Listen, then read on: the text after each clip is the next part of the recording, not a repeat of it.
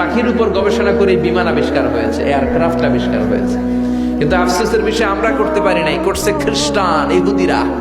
দুই ভাই উইলভার right or feel right 1903 সালে তারা পাখি নিয়ে গবেষণা শুরু করলো। পাহাড়ের মধ্যে শুয়ে শুয়ে খালি ছবি আঁকে, কেমনে পাখিটা ডানা মেলে, কেমনে ডানাগুলো ছাপটা মারে, কেমনে টেক অফ করে, কেমনে নামে।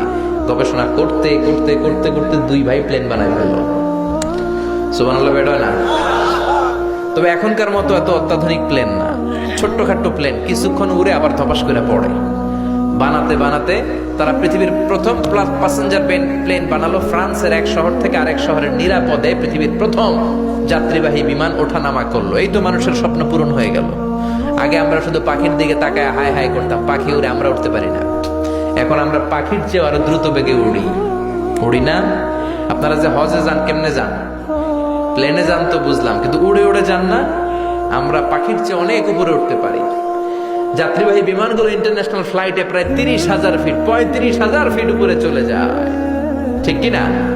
এই পাখি নিয়ে গবেষণা করে তারা বিমান বানিয়ে ফেললো। এখন মানুষ রকেট দিয়ে মহাশূন্যে চলে যায়, চাঁদে চলে যায়, মঙ্গল গ্রহে চলে যায়, ঠিক কিনা?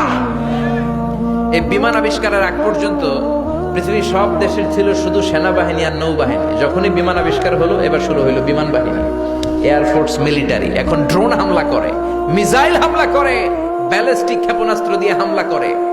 এখন অ্যাটম বোমা দিয়ে জাপানের হিরোশিমা নাগাসাকিতে লিটল বয় আর ফ্যাট ম্যান নামে দুইটা বোমা আমেরিকা মেরে পুরো জাপানকে শেষ করে দিয়েছিল। চিল্লা এখন ঠিক কিনা? এখন পাইলট ছাড়াও রোবট দিয়ে বিমান চলায়, এরকম আছে না নাই? এজন্য আল্লাহ বললেন, আওয়ালাম ইয়ারাউ ইলা তাইরি ফাওকাহুম সাফাতিন ওয়া ইয়াকবিদ মা ইউমসিকুহুন্না ইল্লার রহমান ইন্নাহু বিকুল্লি শাইইন বাসীর। ওরা কি পাখির দিকে তাকায় না? পাখির মধ্যেও আমি আল্লাহর নিদর্শন আছে না নাই? আছে না নাই?